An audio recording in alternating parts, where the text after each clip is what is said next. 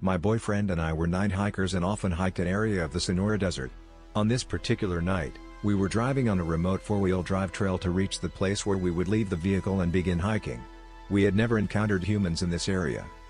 We had traveled some distance when we passed within 10 feet of an older man sitting in a lawn chair facing us. He was clearly visible in the moonlight and, as the passenger and closest to him, I could see his eyes. He showed absolutely no reaction to our presence. His eyes never moved. He continued to stare at the sky at about 25 to 30 degrees above the horizon toward the Mexican border. It was as though we were invisible to him. We drove on, talking about how strange it was. About 150 yards later, we passed within about 10 feet of a pickup truck.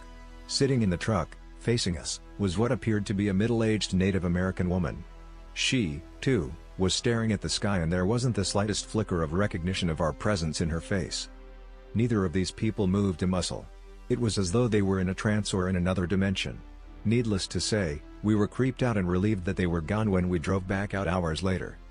The desert is a very strange place and I have a number of creepy stories, including another that is similar to this one. I had a request for more, so I'll tell you about the experience I had that was strangely similar to the encounter with the people on the desert who were staring off into space.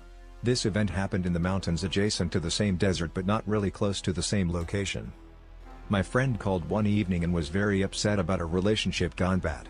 I suggested that we go for a drive and talk. We drove aimlessly through the mountains talking and, at one point, passed a pickup truck sitting maybe 20 feet off the road in a field of tall grass about a mile from a rural bar.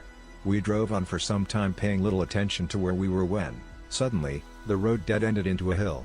There was no dead-end sign and, despite being very familiar with the area, neither of us could figure out where we were and why a paved road would suddenly just stop at the foot of hill.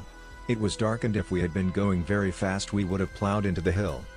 We turned around and, after driving for a while, eventually got back onto a familiar road and, now coming from the other direction, again past the bar and then the pickup truck in the field.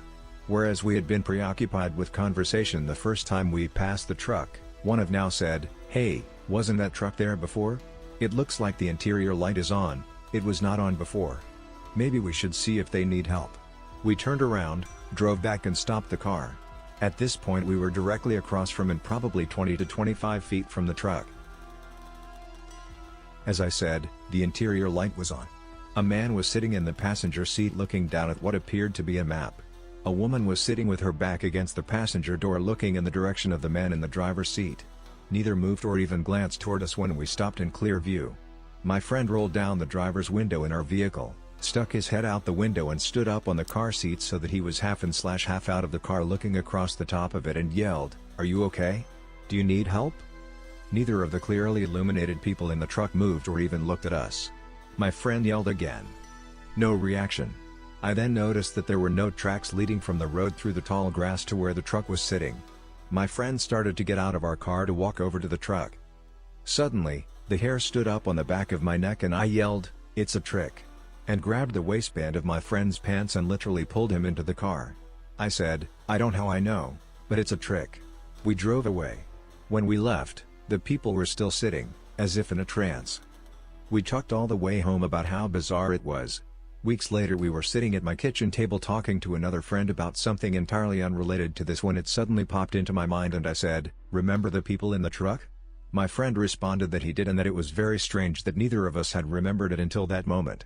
Believe me, this doesn't sound half as strange as it really was. No, I haven't seen any more trans people.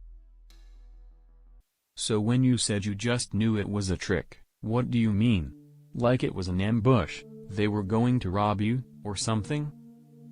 I know this sounds bizarre, but I had the feeling that they weren't real, that it was an illusion, and that we were being lured into danger of some unknown kind. Fortuna, couldn't these trance-like people you seen simply have been sleeping? Seems both of the occurrences you mentioned happened at night if I wasn't mistaken. Both encounters did happen at night, but their eyes were wide open. In the first encounter, there were two separate people looking at the sky at about 25 degrees above the horizon. That means that a vehicle passing within 10 feet of them would still be in their field of vision. The moon provided quite a bit of light and I was only 10 feet away from them and could clearly see their eyes. It would have been impossible for a normal person not to have seen us and moved their eyes, if even just for a second. You can test this by sitting 10 feet from passing cars and looking up 25 degrees from the horizon. You have to make an effort to not move your eyes when something as large as a vehicle passes within 10 feet of you driving maybe 10 miles per hour max. Add to that the fact that we were in a vehicle driving past them on a remote 4-wheel drive road at night not far from the Mexican border. If you're out there at night, you don't want to encounter anyone because there's a high degree of likelihood that they're up to something bad/illegal, major drug runners, bandits who prey on illegals, human coyotes, illegals, DEA, Border Patrol, who knows who else. Our strategy was to never be seen. We disabled our brake lights, didn't turn on our headlights, removed the interior light bulb, and covered the dashboard. I carried a 3-cell mag light for absolute emergencies/weapon but didn't turn it on. Actually, we did go to high points a couple times and flicked the mag light on and off to see what would happen. Lights flicked back from several locations in the distance. I don't know who we had signaled but we sure as heck didn't want to find out. Scary. When you're out there, you are prey and you act like prey. On the night we encountered the people looking at the sky, we were surprised that anyone was there and the people we encountered should have been, too. The fact that neither of them showed any sign of seeing us was eerie.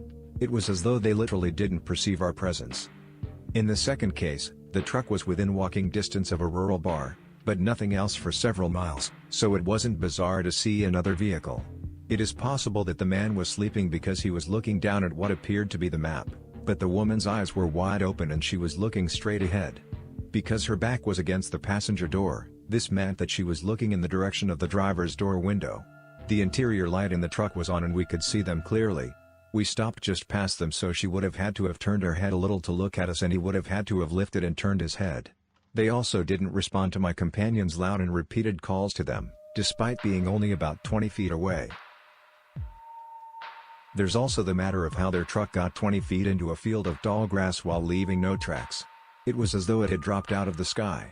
The road was straight for some distance and I can't imagine how anyone short of a stunt driver could have driven off the road at such a speed and angle that the truck would have flown through the air and landed where it did. It was sitting parallel to the road. But, let's imagine that had happened. Why would they be sitting in the truck for that long when a bar was just down the road where they could have walked for help? Who sits in a field looking at a map? This was before cell phones. If they had walked to the bar for help and returned to the truck, they could simply have rolled down the window and yelled that help was on the way. Or if they were afraid of us, they surely would have shown some response. I know that just describing the facts of these two situations doesn't create the aura of strangeness that existed. There are times when one can feel that something isn't quite right and that was the case on both of these occasions. Neither of us felt in danger during the first encounter, although we both had a strong desire to not encounter any more trans people as we drove farther into the desert. In the second situation, I was suddenly overwhelmed with a feeling of dread and my companion ultimately realized that something was not quite right. Then there's the matter of why the paved road suddenly dead-ended into the hill and we didn't know where we were despite being very familiar with the area and could never find that dead-end spot again, and why the memory of this event was seemingly blocked from our consciousness for several weeks and suddenly, spontaneously, popped back into consciousness. We had had many creepy experiences hiking on the desert and rehashed them endlessly in an attempt to understand them. This one just blanked out for a period of time. After not hiking on the desert for a long period of time, we came to realize that the desert is a very strange place. It's sort of a twilight zone. I don't know anyone who has spent time at night on the desert who hasn't had strange experiences. More about ours in future posts.